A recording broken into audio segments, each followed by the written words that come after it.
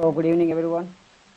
So welcome for the second session of the day, Sniper orientation. And this batch is for it's like a orientation class for our batch. We are starting Sniper batch from April 4th. So I requested Ms. Dr. Anil to take up a session just to motivate the people how he has done his journey from B pharmacy to MS, then PhD, then working in US as a research scientist. So really, it's an inspiring journey of Dr. Anil Kumar Kalwala. Actually, I met him in 2015, where he has given training for drug inspector batches, GPAT, NIPER batches, and three people got selected for the drug inspector, and NIPER and GPAT, countless. So he has inspired many of the people with his journey. So he is one of the most lovable pharmacology faculty in our team. So really, it's a great.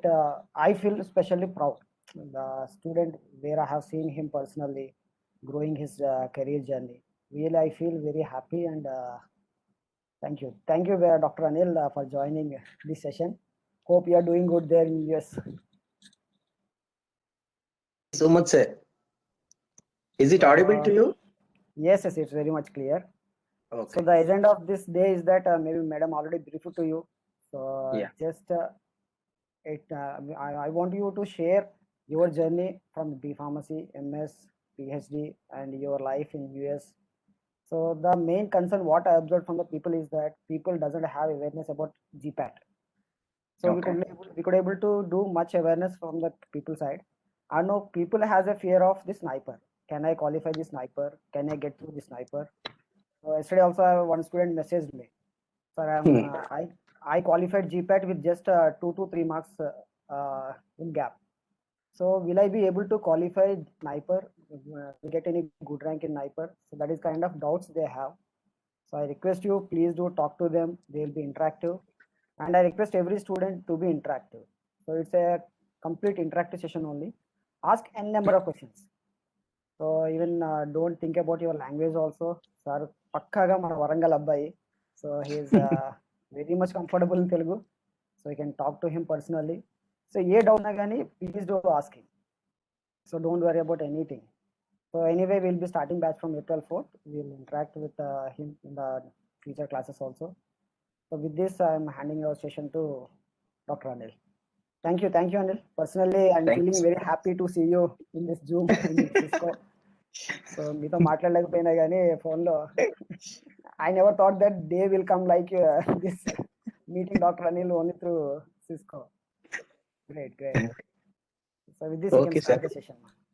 Yeah. Thank you so much. So, is it audible to you, everyone? Is it clear? Yes, sir. Yes, sir. Yeah. So, first of all, I would like to thank uh, Uma Shankar sir and Dr. Jyoti Sri for their continuous efforts uh, in making the lives of the people. Particularly, they developed a lot in pharma profession. So I was being associated with them from past 8 years, and I have they have given a lot of opportunity for me to take pharmacology classes. So now okay, I'm here, and everyone think that we have done a great job. So to reach here, but I want to tell about my journey to you all. So how I succeeded, because I'm also come from the stage, from your stage. So basically, the fact, I want to speak the facts with you. When I was in B Pharmacy final year, frankly, I don't know how many subjects will be there in the B Pharmacy at my final year. So always I used to prepare for one day, before the exam, today night, all friends together sitting, and we used to prepare for the food. We used to prepare for the exam just to pass the exam. But once I finished my B Pharmacy, then when I'm searching for the job, particularly, then I got realized. So what are the opportunities? What are the exact opportunities in the pharmacy? I started searching in them. So then I realized a few of the facts from India. See, most of us at that stage, most of the people will think in a different labels. Though few people they think that they want to go abroad after completion of B Pharmacy. So, but yes, it is true. But if you are passion in the pharmacy, so the opportunities getting into the universities, abroad universities, is very less when you are at B Pharm, when you finish at B Pharmacy level. Why? Because see that abroad universities, if they want to recruit you for the masters into their university, obviously they will look after your publications, what you have contributed for the pharma and what you know and how you will fit exactly to their university. I don't think so. At the label of B Pharmacy, we will have a good number of publications or we will have a knowledge to do the research. So these things restrict us, and moreover, no university from abroad they won't prefer the B Pharm students directly to recruit to continue the pharma. So most of the students who come at the stage of B Pharmacy, means after completion of B Pharmacy to the abroad universities, they will join in some other different disciples other than the pharma disciple. So I don't think so. That is not a good option. That means during after my final year, I feel that that is not a good option. Then what else? Then I question myself where I am. So where I am means when I think about any drug molecule, and if I think about any mechanism, frankly speaking, I don't know what is the mechanism of that drug. Simple paracetamol tablet, how it reduces the fever. Every one of us know it inhibits the COX-2. So what is COX-2? Cyclooxygenase 2. That question still means to address that question, you have to read a lot. It is not a simple COX-2, just remembering COX-2 inhibition, paracetamol, it reduces the fever. That is not. Being a pharmacologist, you should know what is COX-2. So to address these questions means, first of all, I should learn thoroughly this pharma, what are the subjects and how to progress further. So what I have done next, I started preparing for the exam, entrance exams. Means I have taken one more year again after completion of B Pharmacy. This lag has come, 1 year lag has come because of not realizing about my career. So then I started preparing for the exam. Then I found there are so many things. Pharmacy is a very beautiful subject. You can learn many things in the pharmacy. Pharmacy means, see, whatever you are reading in your textbooks, you have a different types of subjects. You have different subjects like pharmacology, pharmaceutics, pharmaceutical analysis, pharmacognosy, right? And your medicinal chemistry. So each and every subject is interlinked, and each and every sentence in the textbook has its own complete sense. If you able to understand that, definitely you will grow in this field. But only thing is you need a patience, first thing, and second thing is your hard work, and the third is your dedication, and fourth is your smart work. All together will definitely bring the success in this field. So I want to tell you, means this is about the brief introduction, means about myself, means I started my journey in such a way. And then I realized that why to go for the higher institutes. See, there are so many institutes. We have a Kakatiya University. I studied my B Pharmacy in Sahasra Institute of Pharmaceutical Education and Research. And it is affiliated to the Kakatiya University. So why can't you do your masters from Kakatiya University? Why can't you do your masters from some other private universities? Why you have to think about the higher institutes? Just recently, last 3 months ago, they have given some NIRF rankings, National Institute Ranking Frame. They have given a rankings to these all pharma institutes in India. Do you know which is the first institute in India?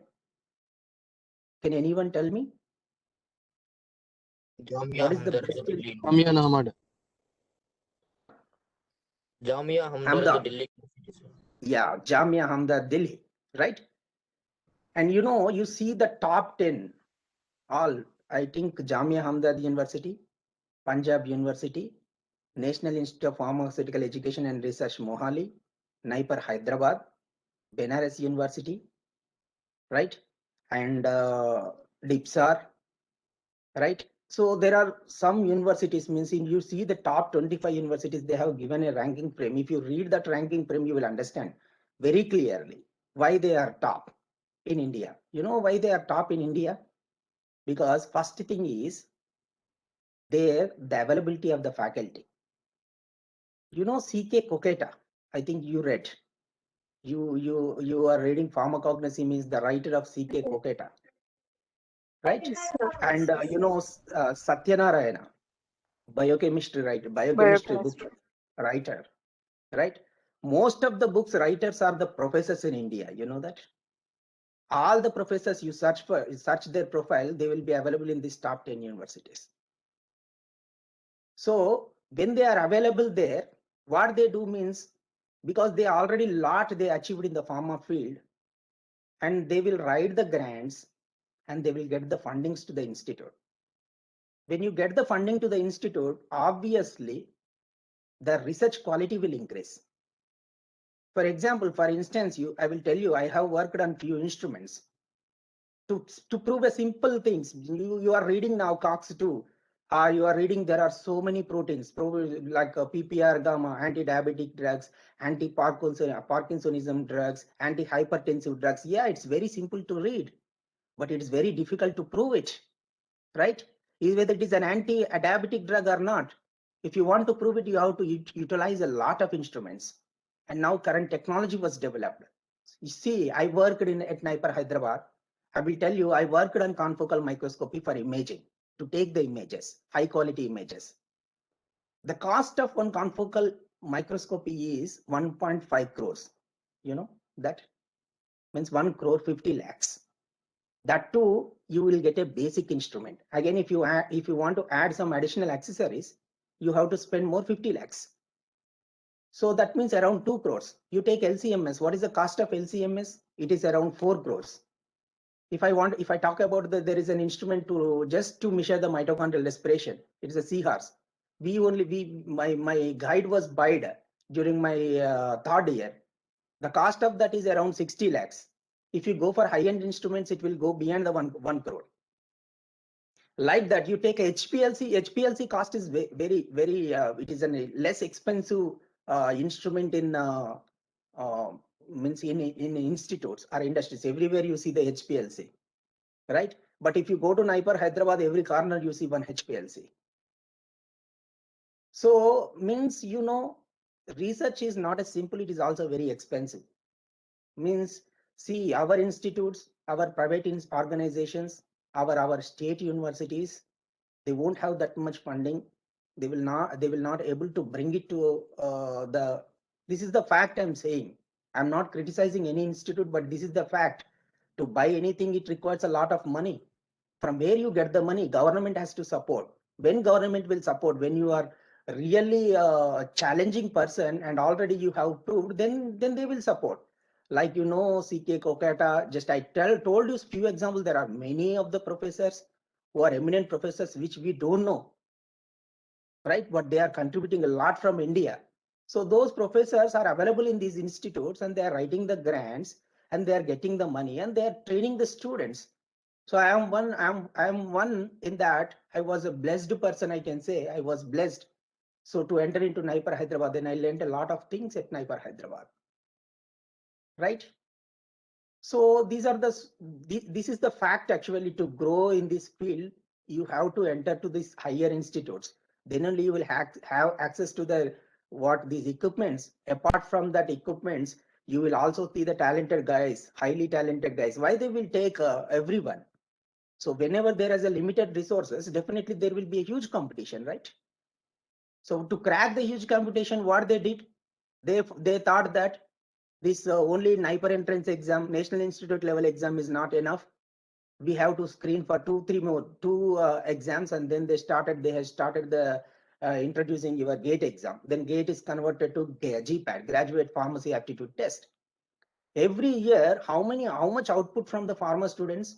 you know, from I think B Pharmacy, more than 50,000, I think now it has reached to more than 60,000, I think. So out of 60,000, how many seats will be available from these top institutes? Hardly I can say 1,000 seats or 500 to 1,000 seats will be available in the different disables. Means you should be one member among the 1,000. Out of 50,000, you should be one, right? So definitely when this situation comes, definitely they will go for a screening test. So what are the screening tests you have now? That is, one is graduate pharmacy aptitude test, and that is the initial screenings test. And then after, like NIT's National Institute of Technology, this National Institute has kept some separate exam.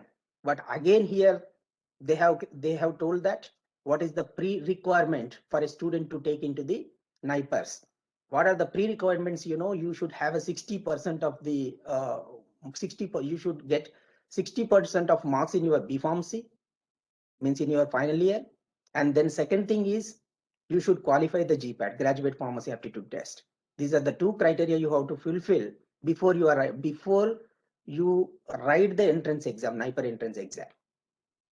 Right? Then after, if you are writing NIPER entrance exam, if you get NIPER rank, then you will enter into NIPER. Then you will see all these things. Means you will learn all these things in your 2 years of masters. Then slowly you will grow.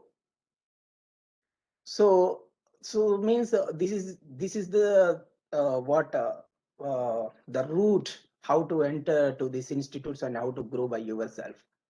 So next thing is okay, we are talking about these things now. I would like to congratulate all of you. I think all of you are qualified for graduate pharmacy aptitude test. Remember, once you qualify graduate pharmacy aptitude test, you are 60% done into NIPER. Because how many members are qualified? During our time, I think hardly 2,000 members, 3,000 members they qualified. Out of 3,000 members, 1,000 seats will be available in all the 7 NIPERs. Means how much? 1:3 ratio. So here you qualified means obviously in out of 3 members, 1 member will be inside of the NIPER Hyderabad. Sorry, not NIPER Hyderabad, in the NIPERs. Right? So means you all people are very near. But I want to clearly tell you that graduate pharmacy aptitude test exam is quite different from NIPER entrance exam. In graduate pharmacy aptitude test, you will have a lot of time to think and to analyze and to do everything. But in NIPER entrance exam, you have to attempt 200 questions within an hour. Within 2 hours, you have to attempt 200 questions. Right? So means 200 questions if you attempt within 2 hours. So how much you should be sharp, right? And one more thing, the difference between GPAT and NIPER, GPAT, I feel, means it's my personal opinion, in graduate pharmacy aptitude test, there will be a simple question, direct answer, and question and answer. But when you come to NIPER entrance exam, most of the questions which come in NIPER paper, which appear in the NIPER paper, they will be very logical. Always they will test your concepts, how much concept you have, how much you're able to do. Sometimes you won't listen a drug. You won't, even if you search in the Google, you won't find out. Means any textbook they are not yet reported. They will ask about the question about that particular drug. But it doesn't mean that you don't know the answer. You know the answer, but you should think logical. For example, when I was appeared for NIPER entrance exam, they asked the one question. They have given a question. What question means? They have given you complicated structures, and they asked which structure has a CNS side effects. No one knows. I know that who are writing, because I have thoroughly read the medicinal chemistry, but I have never find those structures. But everyone is in a thinking process. What is this structure, and how we can identify these drugs, and really which drug to be identified which drug to be identified as possesses a CNS side effect. It's very difficult, but you know, it is very simple if you think logical. What they has given means he has given a different benzene structures, coordinated benzene structures, very complicated structures. And all of them he added hydroxyl group. And for one, he doesn't added any hydroxyl group, means it is a lipophilic molecule. You know that our body, all membranes are made up of with what? Lipids. When they are made up of with lipids, if it is a hydrophilic in nature, to cross the blood-brain barrier or to cross your biological membranes, it needed what transporter. So he has given one structure without hydroxyl group, and it is all carbon and hydrogen atoms. Definitely it is a lipophilic in nature. So 100% it will cross your blood-brain barrier. Once it enters into blood-brain barrier, means what drug will do? Definitely it will do something. And definitely every foreign particle which enters into our body, how much therapeutic effect it will show, definitely it will also show some side effects. So I have put that answer. Based on this idea, I put that answer, and after coming out of exam, then I analyzed myself. I have kept this answer. I remembered what is this question?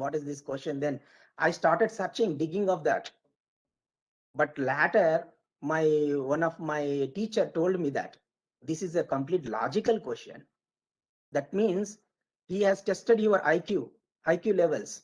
Means if there is no hydroxyl group, it crosses the blood-brain barrier because of lipophilic nature. Definitely it has a side effect, right? So means everything is a concept oriented. You know, you take anything, it is it's a concept oriented, right?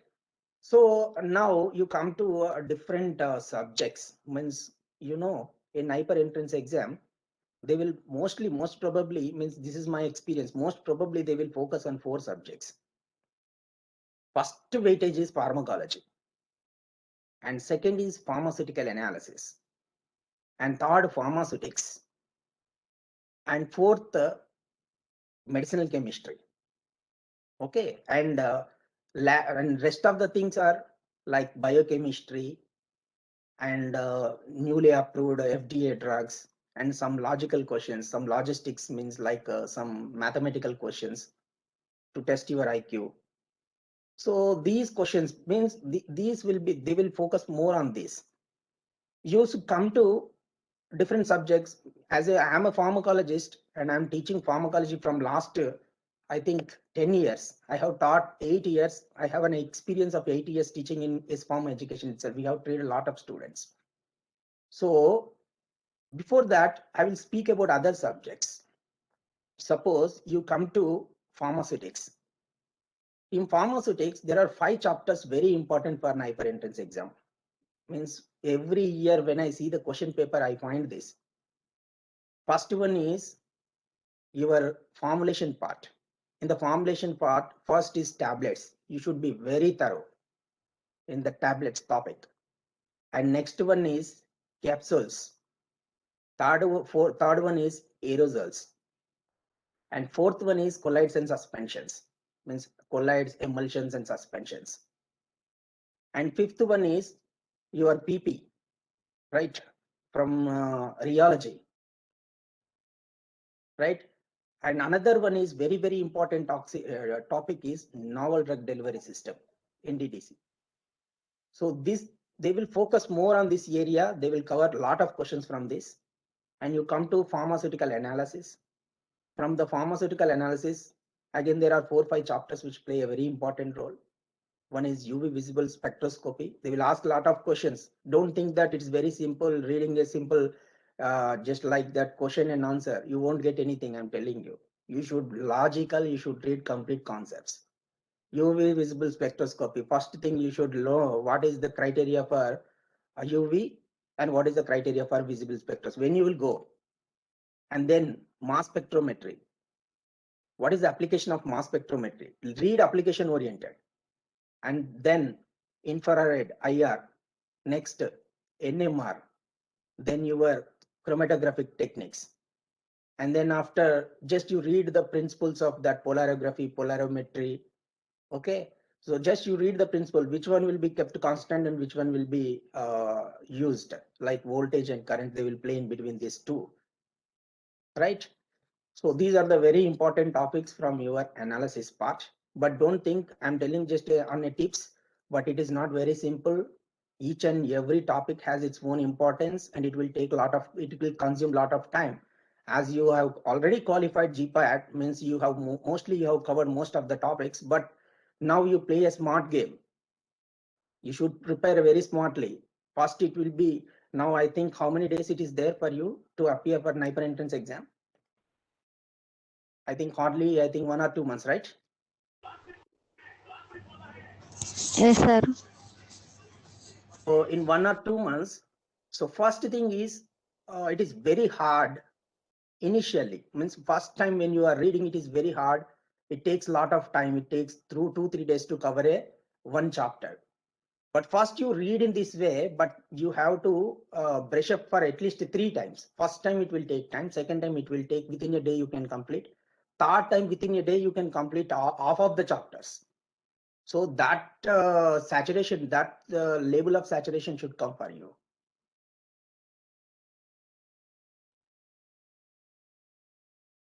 Okay.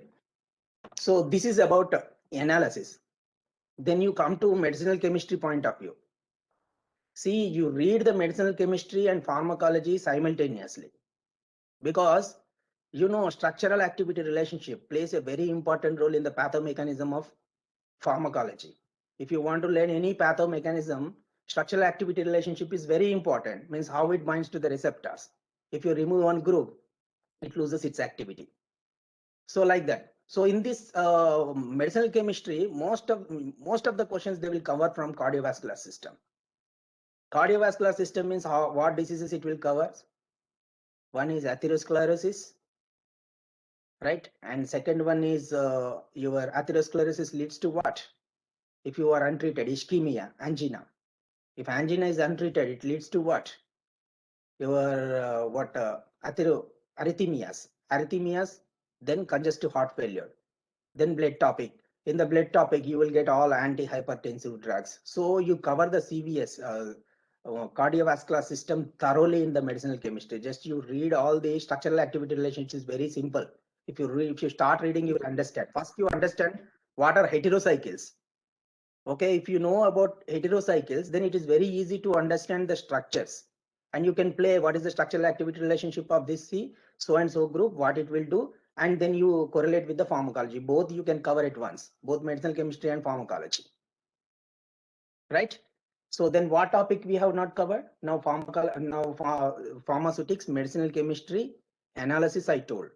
And then you come to the topic of biochemistry point of view. In the biochemistry point of view, I found the questions from some pathways like HMT pathway, glycolysis, right? And also they will focus on some enzymes, enzyme statistics. Okay, so these questions we will cover anyway. I think I will provide the notes to Director of S-Pharma, Dr. Jyotisri, so she can provide at that time. Just you go through it, and then you come to another topic is your pharmacognosy. See, pharmacognosy, you have to do a complete smart work in pharmacognosy. See, pharmacognosy, there will not have, you don't find any concepts in pharmacognosy, at least in the introduction part, except in the introduction part. In the introduction part, they will define, based on logically, they will define. But when you read about the drugs, you have to remember a lot of things. See, it is very difficult to remember the things in the pharmacognosy. You have to continuously, you have to write those drugs, and you should always look after those drugs. But it is very difficult, even though you daily read the pharmacognosy, it is difficult. At the end of the day, you will forget. I know that. But how to remember them? There is also a way to remember these pharmacognosy drugs. See, you should do the smart work. For example, I will tell you what are indole alkalides. So, you know, during my time, Dr. Praveen is used to teach us medicinal chemistry.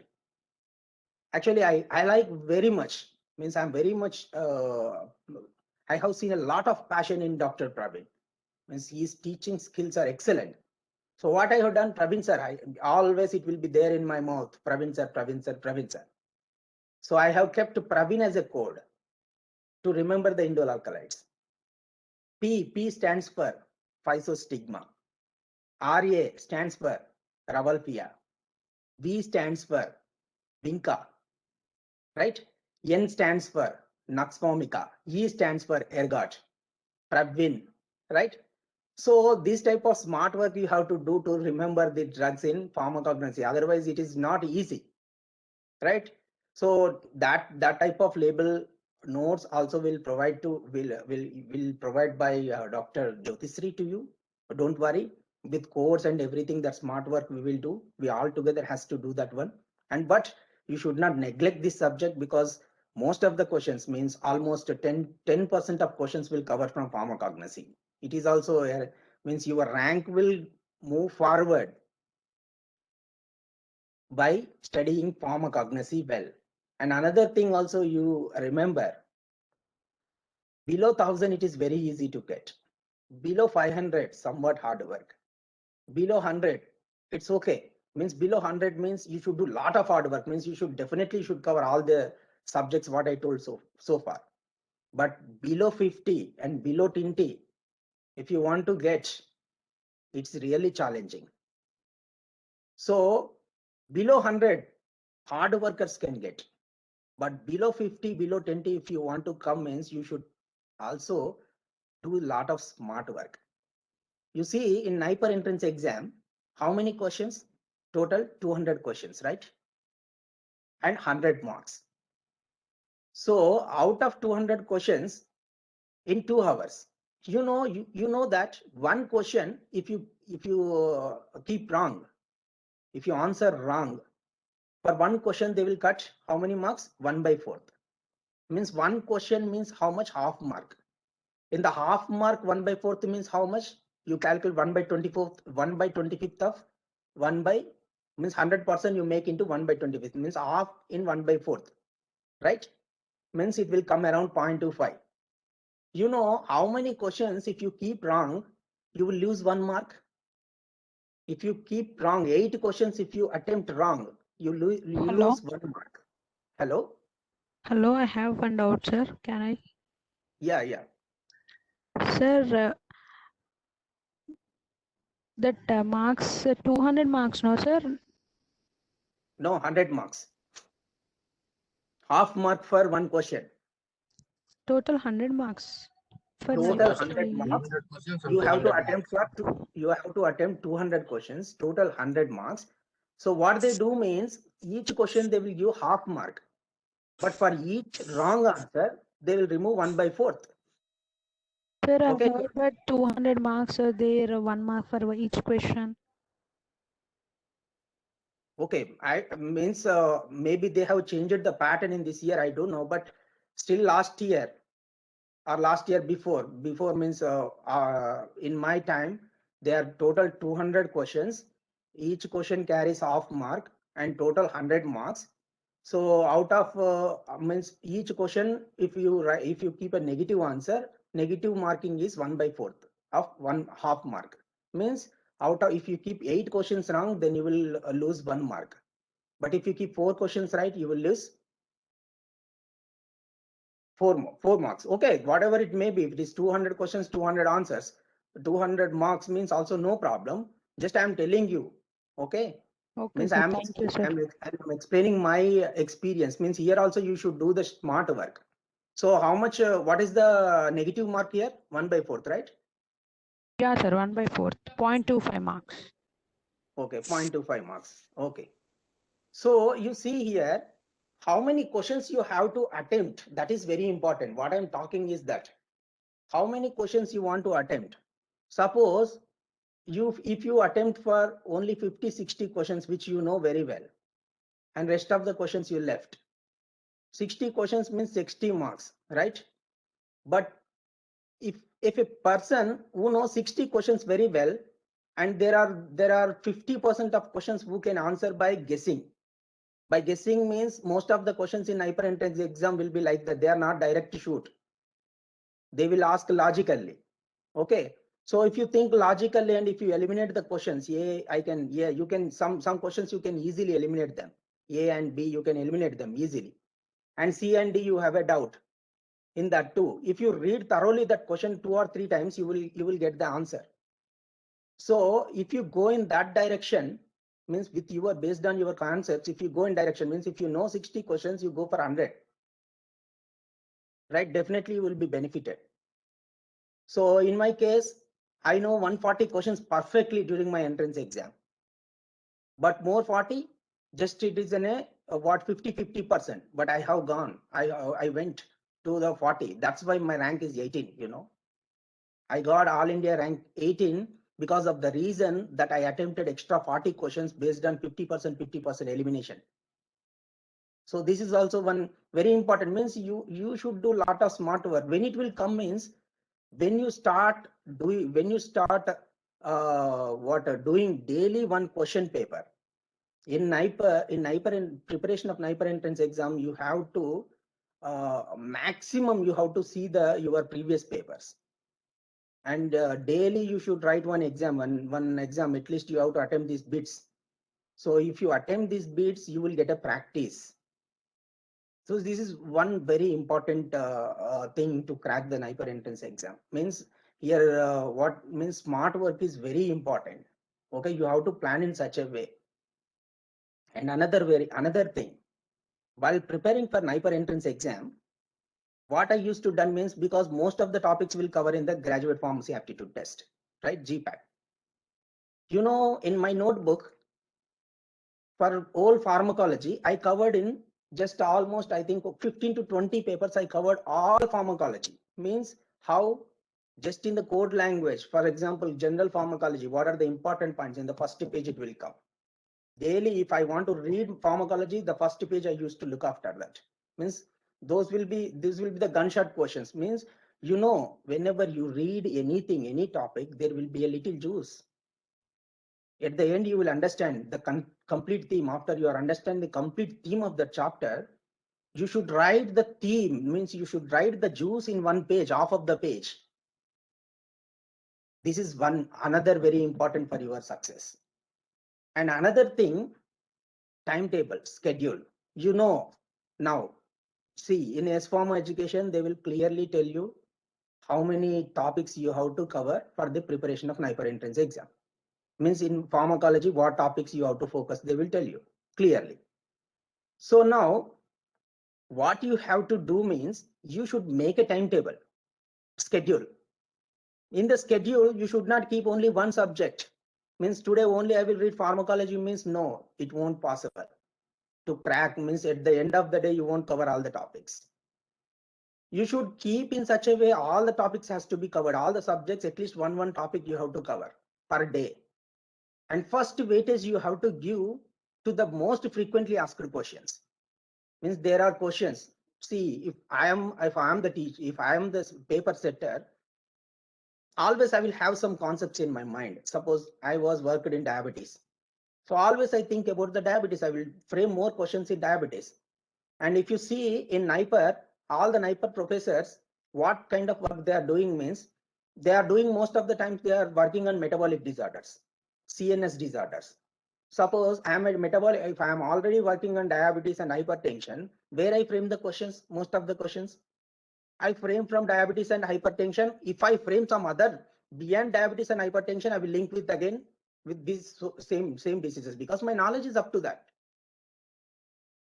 right? So those things will be told in your future classes. Don't worry where you have to focus. But the thing is, first priority you have to give for such kind of topics, and you should make a schedule, and you should cover all these topics in a time. First time it is very difficult, but second time it will be very easy, and third time it will be super easy for you.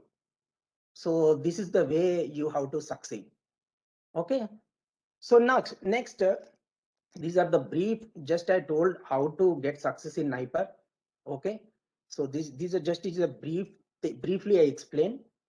But now I want to talk about some pharmacology, because being a pharmacologist and I'm being a pharmacology teacher. So I will talk about pharmacology and few things about the pharmacology, how to crack, because pharmacology plays a very important role. Remember, pharmacology and medicinal chemistry, both questions, sometimes medicinal chemist will frame the questions, but he will ask in pharmacology oriented. So overall pharmacology, it will cover more than 40%. I'm saying in NIPER entrance exam, pharmacology plays a very, very crucial role for to crack your NIPER entrance exam.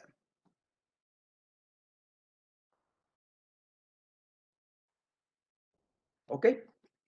So let me talk about the pharmacology. This is very, very important for you. See, when you talk about the pharmacology, first, I will tell you, I would like to say you one thing. There will be a first chapter for you, general pharmacology, basics of pharmacology. Without knowing the basics of pharmacology, if you jump into the disease progression, your level of understanding will be zero, and it is very difficult for you to answer any question in the NIPER. Means you may answer for direct question and direct answer, but most of the questions will be very logical. So if you want to keep that, if you want to answer them, definitely you should have concepts. If you need concepts, first you should understand what is basic pharmacology, right? So I will tell you, basically in your pharmacology, first thing is basic pharmacology. This is heart of your pharmacology. And second thing is you focus more about cardiovascular system. In cardiovascular system, first it starts from atherosclerosis, and then after ischemia. Ischemia is again two types. What they are?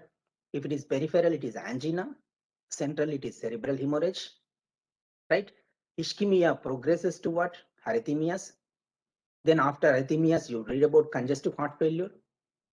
And after congestive heart failure, just you read about the blood topic. These are very important. Cardiovascular system will be finished.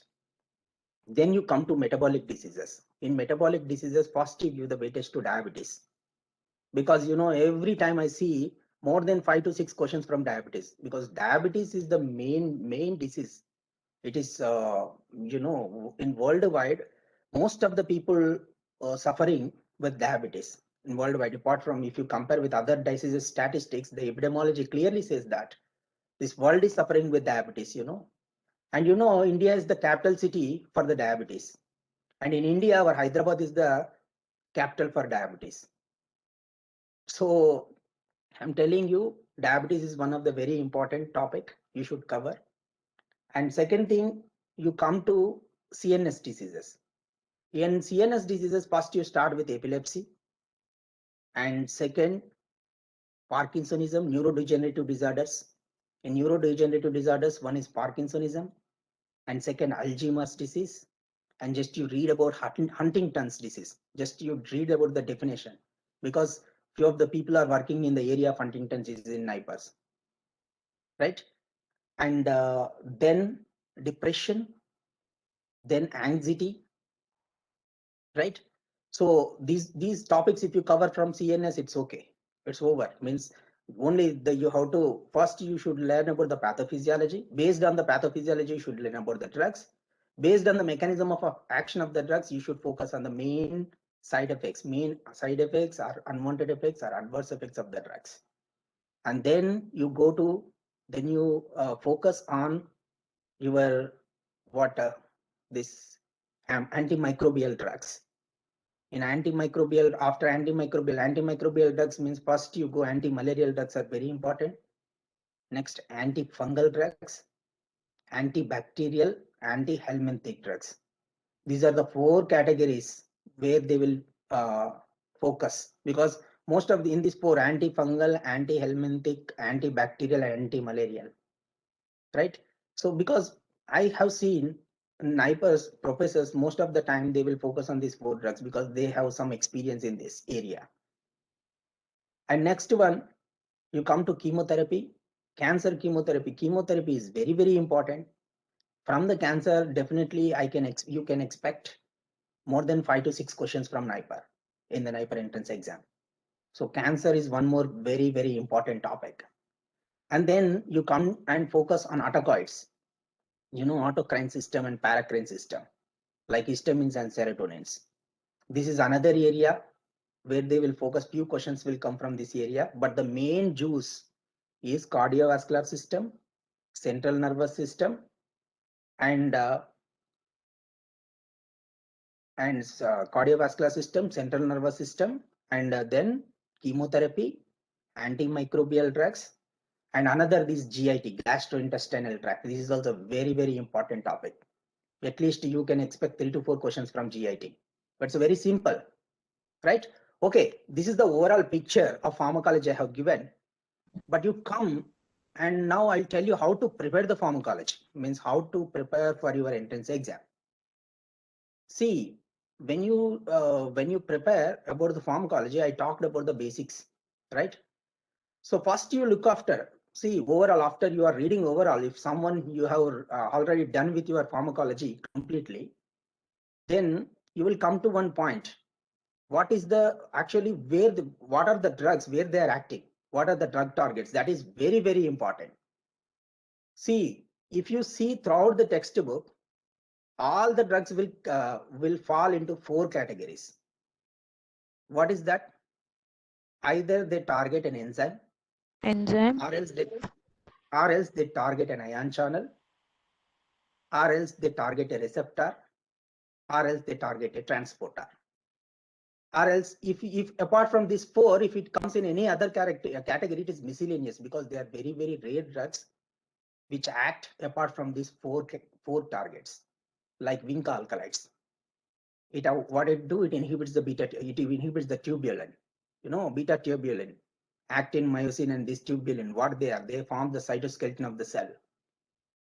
Okay, so there are some special categories. So, but first thing, you should know what is an enzyme, what is an ion channel, what is a receptor, and what is a transporter. There is a complete difference between these. All these are the proteins. Obviously, all these are the proteins, but their function is quite different from each other. So each has its own importance. So because of that, all these proteins are categorized into these 4 categories. And I want to explain you a few simple examples. For example, I will tell you, you are eating the food. You all know what food contains. What food contains? Food contains very good carbohydrates. Yeah, carbohydrates, then fats, vitamins, minerals, right? So what type of carbohydrates will present in the food? They are simple carbohydrates. Directly you are taking the glucose or complex? Complex. Yes, complex carbohydrates.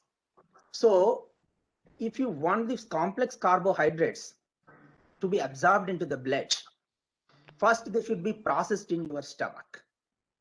Means this complex will be converted into simple carbohydrates, right? Like a glucose. So these complex carbohydrates will be converted into simple carbohydrates in presence of an enzyme called as alpha glucosidase enzyme. What is that enzyme? Alpha glucosidase enzyme. Right? So if I remove the alpha glucosidase, then what happens? This complex will not be converted to simple, and simple cannot be absorbed into the blood. Then what happens to the glucose levels in the blood? Decreases or increases? Decreases. Diabetes mellitus? Increases.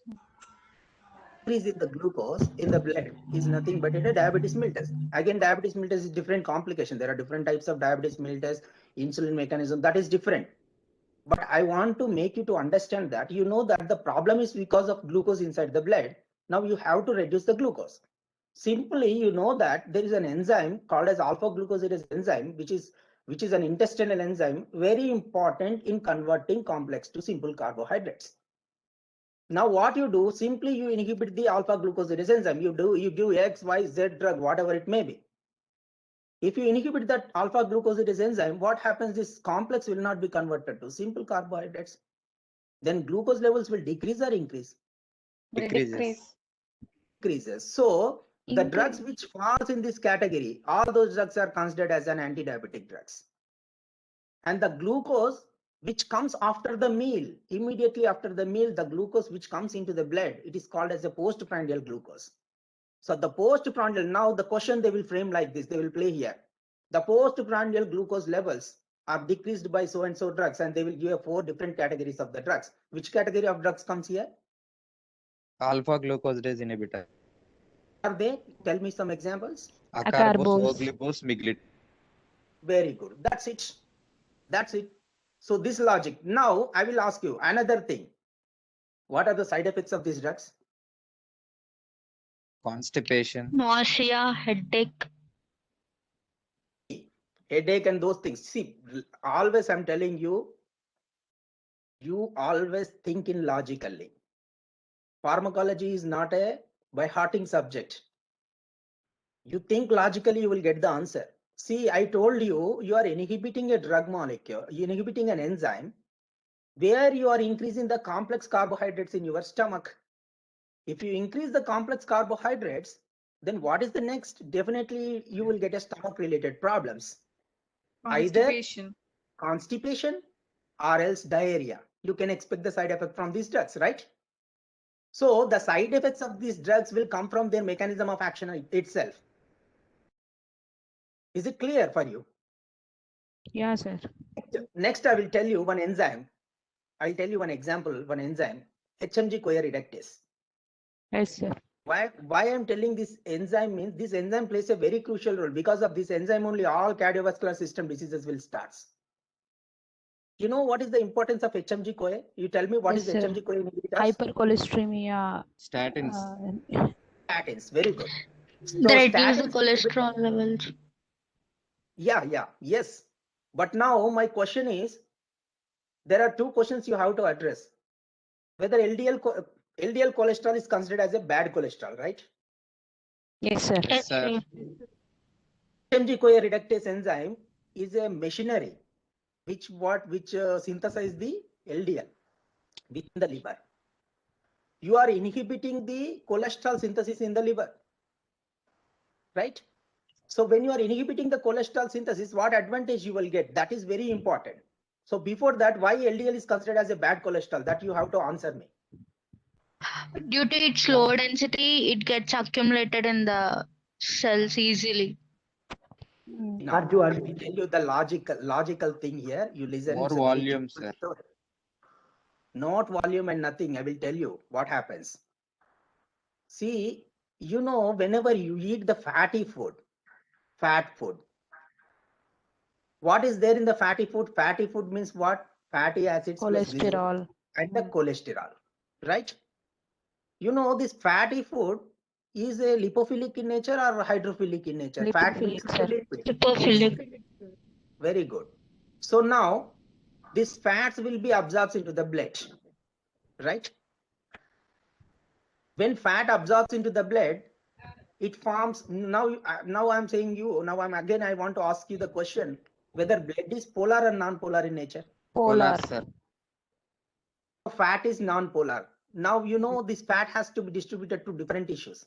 Do you think that fat will soluble in the blood? No, sir. No, sir. To soluble in the blood, what should be the criteria? What do you Chylomicrons. do in the formulation? In the formulation, suppose you want to mix the oil in the water. What you will do? You will make an Emulsifying emulsion, agent. right? You will add some emulsifying agent like surfactants. What they do? They will form here. Bisyl What they will formation. do? Yeah, they will form like what mycelia formation. So this mycelia contains what? Inside core it is fat and outside is hydrophilic, and they will mix in the water. Hydrophilic. They will mix in the polar and they will freely dissolve in the solvent. So there are some biosurfactants, you know, biosurfactants in the blood. So these biosurfactants, what they do means they will form a around your lipid, means around your fatty, this cholesterol and this fatty acids and glycerol, they forms a layer around, means polar end outside and core will be inside, and they will form a particle. What those proteins they are called? Apolipoproteins. You heard about that? Yes, sir. Yes, sir. Yes, sir. So these apolipoproteins are nothing but they are the biosurfactants which are readily available in the blood. What they do means when they find any fatty material, they forms a layer around it and they will mix in the blood. Now it easily will be transported. There will be a formation of micelles. After you are eating a heavy fatty meal, you will see the formation of micella within your blood. So the first micella which is formed in the blood, it is called as what? Chylomicrons. You know that? Chylomicrons. So now what is the function of the chylomicrons? These chylomicrons has to supply your fat, whatever the fat you have taken, that fat has to be, fatty acids plus glycerol and cholesterol has to be supplied to the different tissues. So what is the function of fatty acids and glycerol and cholesterol? Is it cholesterol is required to us or not required? Required. Cell membranes. Your cell, each and every of your cell membranes are made up of with what? Lipoproteins. Phospholipids. Cholesterol. And they are lipids. So where you are getting these lipids, you are getting off of from your food dietary source, because each and our complete human body is made up of with lipids. You need a continuous source of cholesterol and you need a continuous source of fatty acids and glycerol, right? So what happens means these chylomicrons will supply, and remember that whatever the foreign particle will enters into the blood, that will be again what happens, they undergoes metabolism. So where they undergoes metabolism, what is the defense organ in our body? Orchestra of endocrinology. There Liver, is a term sir. called as orchestra of endocrinology. Liver plays a very crucial role. So chylomicrons, after supplying your fat and the cholesterol, and the extra chylomicrons will enters into the into the liver cells. In the liver cells, they undergoes metabolism because it's a foreign particle, right? But you remember that I told you just now, our entire body is made up of with lipids. Don't think that if you always our body growth won't depends upon the food. Definitely you should have some compensatory mechanism. So our own body also adapted some machine to synthesize the cholesterol, like what? HMG-CoA pathway. In the HMG-CoA pathway, what it will do, it is our own machinery which synthesizes the additional cholesterol, because cholesterol is a continuous source and our body won't completely depends upon the food, right? So HMG, okay, HMG-CoA. So now what happens, there is a pathway called HMG-CoA will be converted to first 3 acetyl-CoA molecules. They will be converted to HMG-CoA. HMG-CoA will be converted to what? Mevalonic acid. Mevalonic acid will be converted to what? Squalene. Squalene will be converted to cholesterol. And cholesterol will be again released into the blood.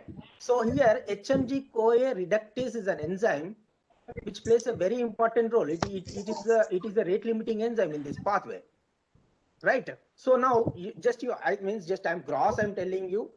If people you won't understand also, don't worry. But the people who already read, I'm telling to them to give a clarity in this. So now what the cholesterol which is synthesized, again it released into the blood, right? After your chylomicrons digestion, triglycerides also will releases into the blood. Again, triglycerides and cholesterol means half of the part is synthesized from our own body. Again, when they enter into the blood, they will form a micelle. That is called as VLDL, right? Is it correct? Yes, sir. Sorry. So now you see VLDL was formed. Now what is the function of the VLDL? Function of VLDL is nothing but lipoproteins. function of VLDL is nothing but it's supplying again same cholesterol and triglycerides to the tissues. It will be distributed throughout the tissues.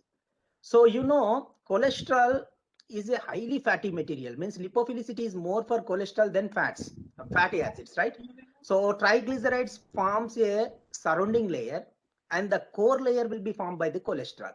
First, the surrounding triglycerides will be given to the tissue, and when it comes, only cholesterol remains, then that particle is considered as a LDL, low density lipoprotein.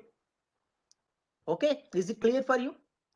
Now, this low density lipoprotein, what it will do, it also supplies the cholesterol to different parts of the body. And in the process, it all supplies the tissue, and tissue takes the cholesterol, and the excess cholesterol, which after utilization of the tissue, this will be again recycled back into the where? Hepatocytes. Okay, this again will be recycled back to the liver in the form of HDL. What is that is called as high density lipoprotein. High density lipoprotein. So now I may ask the question, do LDL has an access to the enter into the hepatocytes? Do you think that? Now there is a high density lipoprotein, low density lipoprotein, right? I told. Does low density lipoprotein enters into the cells, hepatocytes? Or high density lipoproteins enters inside the cells? HDL, see, recycling mechanism will be possible with the HDL, high density lipoproteins. Why? Because high density, I told you again you remember, high density lipoprotein means it is a micelle. Micelle means it is a hydrophilic in nature now. If it is an hydrophilic nature, to cross the biological membrane, again it requires a transporter. So for high density lipoprotein, the apolipoproteins type, there are different types of apolipoproteins. The apolipoproteins which frame the high density lipoprotein is different from LDL apolipoproteins.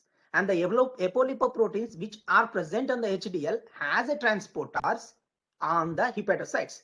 So that's why HDL only recognized by hepatocytes, and the HDL will be transferred into the what? Hepatocytes, right? So now you tell me, if LDL apolipoproteins doesn't have a transporter on the surface of your hepatocytes, if you eat excess fatty food, which will be accumulated in the blood, you tell me? LDL.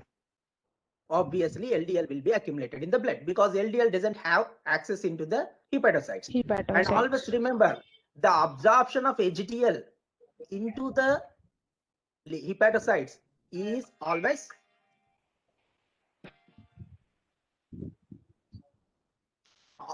you remember the HDL absorption into the hepatocytes is a zero order kinetics.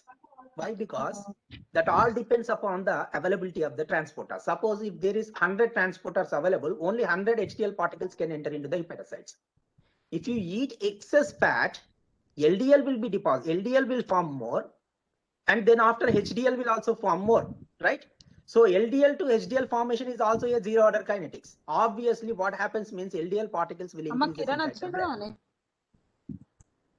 So when LDL particles increases inside the blood, right, what happens to the blood concentration? Blood concentration increases. When blood concentration increases, it excuse me.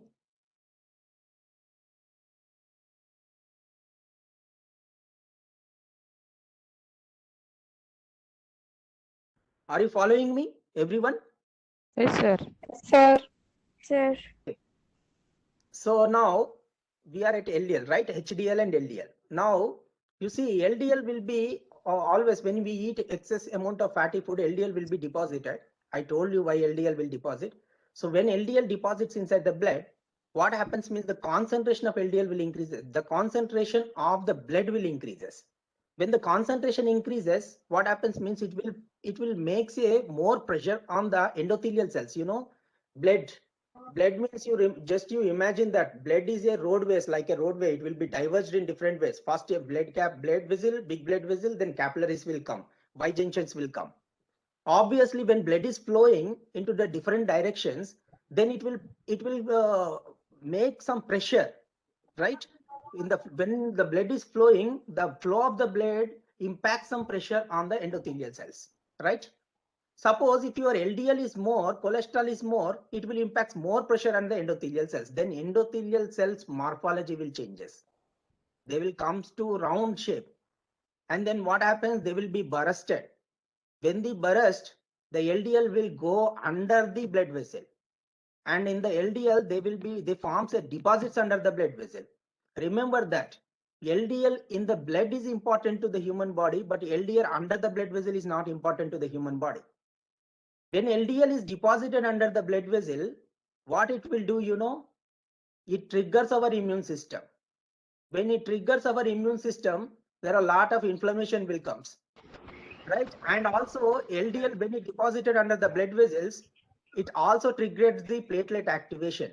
When the platelets are activated, what happens? LDL deposition, and there is some process I will tell you while explaining about the atherosclerosis. There is a formation of foam cell, and that foam cell will burst, and so much LDL particles will be accumulated, and platelet plug formation, and they will completely occupy the blood vessel. Understood? So when they completely occupy the blood vessel, now the LDL and platelet plug formation in the blood vessel, there is a disturbance in the flow of the blood, right? Flow of the blood means suppose end organs are there and the blood vessel is chopped because of the LDL depositions and platelet plug formations. Then what happens? Blood flow to the tissue will decreases. When blood flow to the tissue decreases, that is nothing but hypoxia condition or ischemic condition, right? So ischemia will come. Suppose if the ischemia will comes to the cardiac cells, what happens? Cardiac cells will die. You know, if cardiac cells will die, how arrhythmias will come? Arrhythmias will precipitate. If cardiac cells will die, you know, cardiac cells have an arrangement of syncytial arrangement. Means each cell and another, one cell to another cell, there is an arrangement. It's an alignment, right? So because of that alignment only, you will see the contraction and relaxations in a pattern. Pattern, contraction and relaxation, lumped up sound will come, right? First auricles will contract, ventricles will be in the relaxed mode. When ventricles will be contract, auricles will be in the relaxed mode, right? This is because of the arrangement of the cells, arrangement of cardiac cells, syncytial arrangement of cardiac cells. Now what happens means, if any of the cell will die, there will be a missing connection between the cell to cell. When there is a missing connection to the cell, then what happens to the rhythm of the heart? Will it alters or same? Are you getting my point? Are you It following me? alters, sir. It alters. Okay. Alters is nothing but when in rhythm alters, what is that condition called as? Myocard arrhythmia, sir. Arrhythmia. Arrhythmias. Right? So now the death of the cells, the death of myocardial cells is called as myocardial infarction. Right? So myocardial infarction leads to what? Arrhythmias. Suppose if you won't treat the arrhythmias, then what happens? Heart will compromise. That leads to congestive heart failure. Now you see, increased levels of LDL is called as atherosclerosis. Right? So LDL deposition leads to ischemic condition because of accumulation of platelet plugs and LDL deposition in the blood. Ischemia is nothing but what? It's nothing but it's an anginal pain. If it is in peripheral, it is an angina. It is in the central, it is cerebral hemorrhage. So then it causes angina or ischemia. So then after ischemia, angina at this level, if you untreat the disease, then it leads to what? Death of the cells. That is myocardial infarction. If myocardial infarction is also untreated, then it will lead to what? Arrhythmias. If arrhythmia is also untreated, that leads to what? Hypertension. Congestive heart failure. If congestive heart failure, after that only you see hypertension and everything. So when there is congestive heart failure, the latter stage is mortality of the patient. So now a patient suffering from congestive heart failure, what kind of drugs you will see in his treatment? In his treatment, you will see all these drugs, because from LDL it is starting, right? So anti-hyperlipidemic drugs you will see, anti-platelet drugs you will see, and then anti-anginal drugs you will see in his treatment. Anti-arrhythmic drugs also you will see. So all these drugs will be prescribed to the patient who is suffering from congestive heart failure. You know that because these are all sequence events. And each and every disease has its own drugs again. Now you come back again to the LDL. Now I am talking about HMG-CoA reductase. Because of that, I'm explaining all these things to you to understand about the LDL. Now, to decrease the atherosclerosis, what you have to do? You have to reduce the LDL levels in the blood, right? Did you got it or not? Yes, sir. Our aim now. You have to reduce the LDL levels. Now what happens when you inhibit the HMG-CoA reductase enzyme? You are inhibiting the cholesterol synthesis of your own machinery. When cholesterol you are inhibiting, what is the LDL composition here? LDL composition is nothing but LDL contains cholesterol, right? So when you are inhibiting HMG-CoA reductase enzyme and when you are inhibiting the cholesterol synthesis, so our own body, see our own machinery, when you inhibit, it will give signals to the brain. Remember that anything, any process you inhibit in your body, that will give a signal to the brain. Brain immediately takes the action. What action it will take? Yeah, my cholesterol levels are decreased because my pathway has some problem. Now it will search for alternative pathways. In the alternative pathway searching, what it will do means it gives information to the DNA molecule. So the DNA synthesizes some proteins like LDL receptors, LDL transporters. So LDL transporters, when they are upregulated, the LDL which is present in the blood that enters into the hepatocytes, and LDL composition itself, it is a cholesterol. Then LDL releases the cholesterol. That cholesterol will be utilized for the synthesis of bile acids and bile salts. You know, bile acids and bile salts are synthesized from what? From the cholesterol which is synthesized by your liver cells. Now, ultimately, what happened? You tell me by inhibiting HMG-CoA reductase enzyme. Did you got my point or not? Anyone answer me? If you are inhibiting HMG-CoA reductase enzyme, what happening here? If you inhibit HMG-CoA reductase enzyme, Cholesterol level will decreases in body. which cholesterol? LDL cholesterol will decrease, right? But you know, Yes, I'm LDL telling you cholesterol. that, see, I want to make you to understand that first we are inhibiting our own machinery. So when you are inhibiting our own machinery, our own cholesterol will decrease inside the hepatocytes. These cholesterol are the precursor for the synthesis of bile acids and bile salts. These concentration will also decrease. That will give the information to the brain. Brain immediately gives the information to the hepatocytes, and the DNA will be triggered. The DNA will again synthesizes what LDL receptors that will be upregulated on the hepatocytes. Now through the LDL receptors, whatever the LDL present in the blood, that will be entered into the hepatocytes, and this LDL will be converted to the cholesterol. Is it clear for you? Now the ultimate thing what happened means LDL levels are decreased inside the blood, right?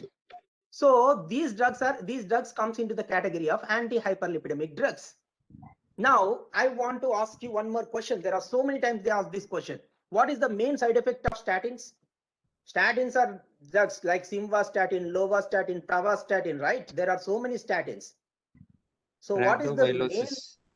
Rhabdomyolysis, right? Exactly. Very good. Now, how do you expect the side effect rhabdomyolysis for statins? Why rhabdomyolysis is a side effect for statins? Now you see, we are all normal persons. We are not abnormal. Now I give a statin to you. What happens? You tell me. If I take the statin, what it will do? It inhibits my HMG-CoA reductase enzyme in my liver cells, and my cholesterol levels will decreases.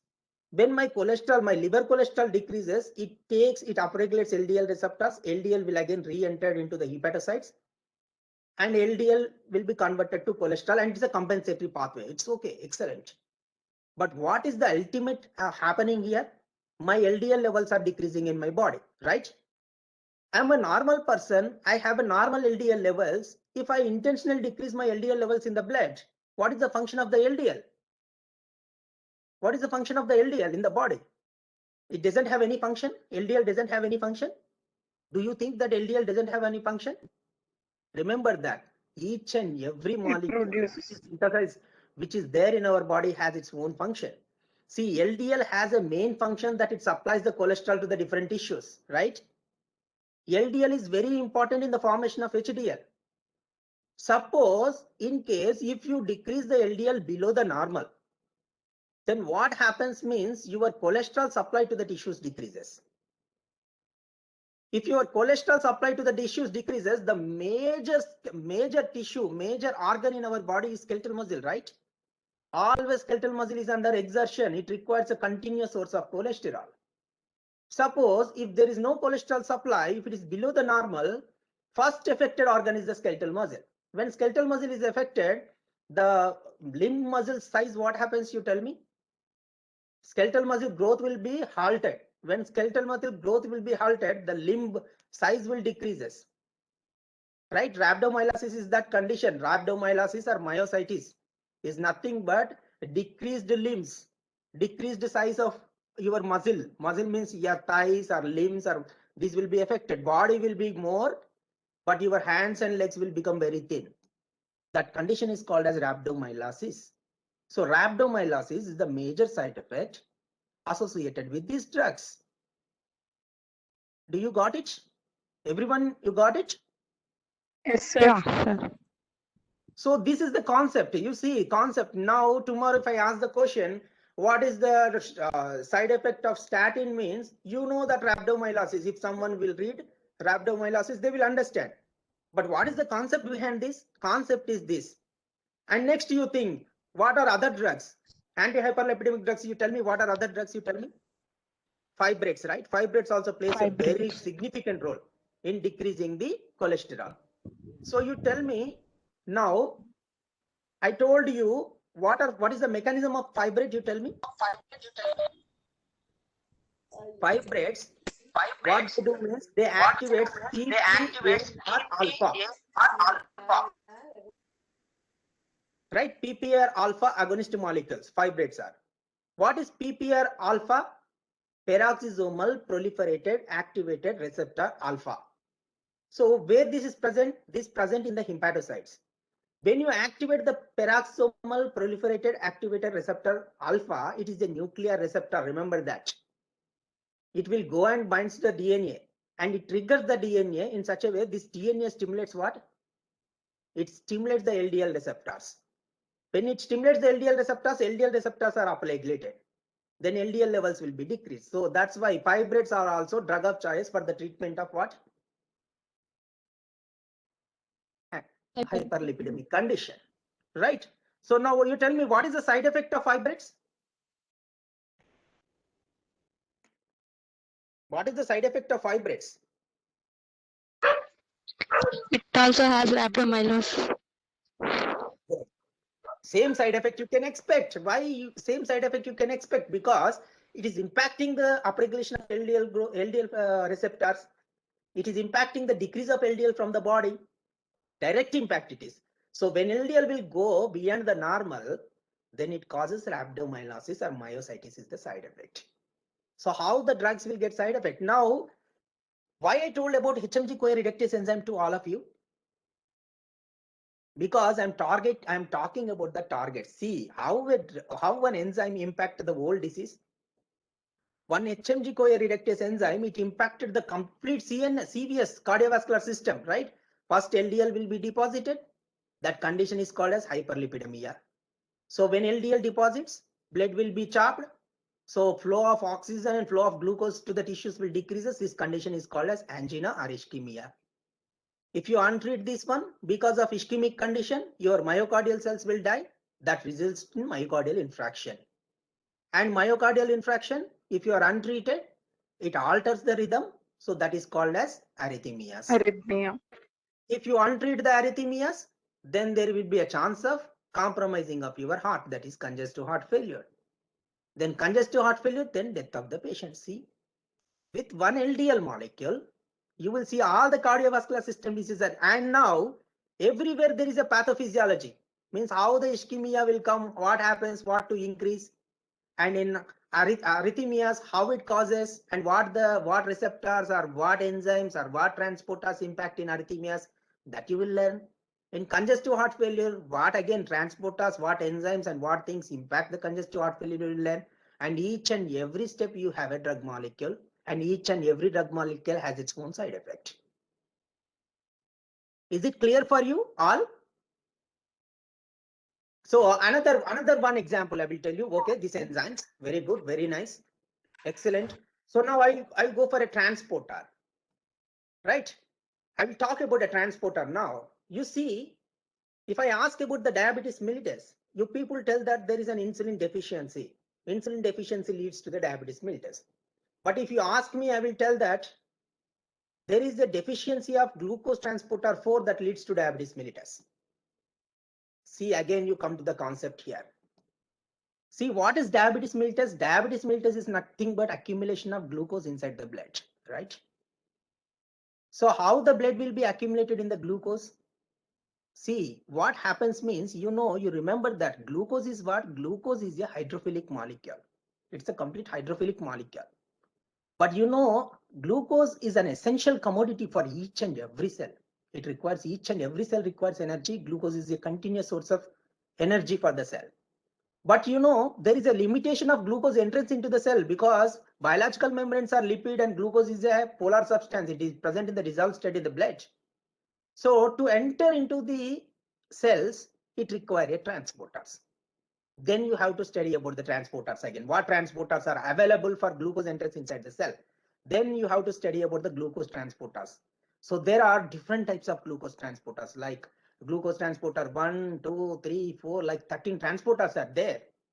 But you know, the mostly identified transporters are 4 transporters. H, they are characterized, that is 1, 2, 3, 4. So glucose transporter 1, they are present on the blood-brain barrier.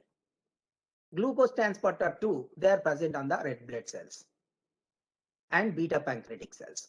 Glucose transporter 3, they are present on nerve cells, neuronal cells and retinal cells and your kidney cells, cardiac cells. All you will see glucose transporter 3. And glucose transporter 4, they are present on the skeletal muscle cell. Okay. So now why I told this story, see, I have mentioned only few of the organs because these few of the organs plays a vital role in the in progression of diabetes and diabetic complications. So now that my question is, what is that? How these glucose transporters impact the glucose diabetes condition? See, among these 4 transporters, the first top 3, GLUT1, GLUT2, GLUT3 transporters are independent to insulin. Independent to insulin mechanism of action. GLUT4 is insulin dependent mechanism of action. Insulin dependent means, you know, insulin is a hormone which will be secreted in the beta pancreatic cells of the pancreas and it will be released into the blood, and insulin will go and acts on its own receptors. Like insulin receptor is what? What is the insulin receptor? Tyrosine kinase enzyme linker receptor. Yeah. So this tyrosine kinase enzyme linker receptor, which is present on the skeletal muscle cell, insulin will go and binds to the tyrosine kinase enzyme linker receptor. Then when it binds, insulin receptor substrates will be activated like IRS1 and IRS2. So when IRS1 is activated, IRS again it activates some downstream signaling proteins and that ultimately gives the information to your DNA. So then DNA will synthesize the glucose transporter 4 and this glucose transporter 4 translocates onto the membrane and that plays a crucial role in maintaining the glucose homeostasis now. Means whatever the glucose which is present in the blood that will enter into the skeletal muscle through glucose transporter 4. So in type 1 and type 2 diabetes, you will see the malfunctions of the insulin, right? In type 1 diabetes, insulin deficiency, complete deficiency of insulin. In type 2 diabetes, either there is a problem in the release of insulin from beta pancreatic cells into the blood, or the released insulin unable to recognize its receptor, like tyrosine kinase undergoes mutation, right? This is type 2 diabetes. So whatever it may be the case, but ultimately it will impact on what? Glucose transporter 4. If glucose transporter 4 is not upregulated, do you think that glucose will enter into the skeletal muscle? Will they enter? No, sir. No. So if glucose doesn't enter into the skeletal muscle, then now skeletal muscle gives the starvation signals to the brain. I told you, if you disturb any process, that information will goes to the brain, right? So when it gives starvational signals to the brain immediately takes the actions, right? What action it will take, what it will think, you know, it will think that my skeletal muscle is under starvation and immediately it activates your appetite center. When it activates appetite center, the patient will feels very hungry. Though there is a abundant glucose level, glucose is available in the blood, but the patient will feel hungry. This condition is called as what? Polyphagia. So polyphagia is the classical symptom associated with diabetes mellitus, right? Then where the glucose is accumulated now? Glucose is accumulated in the blood. So you know that 100% of glucose will be filtered through your kidneys, through our Bowman's capsule. Every one of us know. When there is an excess glucose in the blood, when 100% of glucose, now this glucose will be excess inside the where? In the urinary bladder, right? So when the nephron tubules have high concentrated glucose, there will be a osmolarity difference between the blood and the urinary volume, right? So whenever the lumen in the lumen of the urinary bladder or that Bowman's ducts, like, proximal convoluted tubule, distal convoluted tubule. When there is an osmotic difference, what happens? The water from the blood enters into the lumen to make it into equilibrium. In the process, your bladder volume increases and that causes frequent urination. So frequent urination is called as polyuria. It is another classical symptom associated with diabetes mellitus. Is it clear for you now? So this is all what. Now next, another thing, what happens? You are losing your water, your body water you are losing now. If you are losing your body water, then that causes dehydration to your body, sweating or urination, or these all are nothing but dehydration, right? So when you lose the excess amount of the water, then the dehydration signals will be given to the brain, and the brain immediately activates what? Thirst center. So always remember the diabetic patient is always thirsty, and his lips and his face will become in dry condition because of dehydration. And he will always feel thirsty. He always think to take the water. So now polyphagia, polyuria, and polydipsia. Polydipsia means what? Thirsty, right? Thirstiness, increasing of thirstiness, dryness of the lips, dryness of the mouth, dryness of the skin, all these things. So these are the three classical symptoms associated with the diabetes. Now you tell me, is it insulin is important or glucose transporter 4 is important in our body? Glucose If I talk about the Glucose diabetes, transmitter 4. so any drug which upregulates the glucose transporter 4 in absence of insulin, they are called as insulin sensitizers. There is, again, I will tell you PPAR gamma. Just before I told PPAR alpha. Now I'm telling PPAR gamma, peroxisomal proliferated activator receptor gamma, which is present in the skeletal muscle. If you activate PPAR gamma, your pioglitazone, all glitazones, pioglitazone, toglitazone, rosiglitazone, if you activate PPAR gamma, it will go and bind to the DNA in the skeletal muscle, and it upregulates the glucose transporter 4. When it upregulates the glucose transporter 4, obviously your glucose levels will decrease in absence of insulin. That's why they are called as insulin sensitizers. They are anti-diabetic drugs, oral anti-diabetic drugs, right? Right or wrong? So this is the way how you to read. And next, complications. You come to the complications of diabetes mellitus. I told glucose transporter 1, 2, 3, 4. Now there is no 4. When there is no 4, excess amount of the excess amount of the glucose will be diverted through the GLUT 1, 2, 3. Now glucose will be accumulated inside the cells where there is more expression of GLUT 1, 2, 3, like your renal cells, cardiac cells, nerve cells. When excess glucose is accumulated inside the cell, glucose is important for the glycolysis and Krebs cycle and production of energy. If you increase excess glucose, again it causes osmolarity difference, and it imbibes the water from outside of the blood, and it bulges and bursts, right? That is one reason. And another reason, to protect its own cell, this glucose undergoes some alternative pathways. In the alternative pathways, again they produce a reactor. That is a very big subject. I will tell you when I'm teaching, when I will teach about the diabetes mellitus to you. What happens? Again, it releases some reactive oxygen species, ROAS. Inflammation will be increased. At the end, the cells will die. If the cells, neuronal cells will die, that is called as diabetic neuropathy. If retinal cells will die, that is diabetic retinopathy. If cardiac cells will die, diabetic cardiomyopathy. If nephron cells, renal cells will die, then it is called as diabetic nephropathy. These are the microvascular complications or macrovascular complications associated with diabetes mellitus. Now you know why I'm telling this story. Remember that transporters plays a very important role in the pathophysiology of the disease. One of the very important disease which is showering this throughout this world, globally it is a highly impacted disease. But this is because of a transporter. You remember that. If you have an ability to upregulate this transporter, there is no need of insulin. If you regulate these transporters, if you bring this glucose homeostasis in the blood, like the normal how insulin will do, then there is no need of insulin. Those are anti-diabetic drugs. Is it clear for all of you? Yes, sir. Good. Yes. Then you come to ion channels. Okay. So, okay, then it's okay. I think if I speak like this, will speak, continuously will speak. Okay, then next time what I do, I will make a projector here.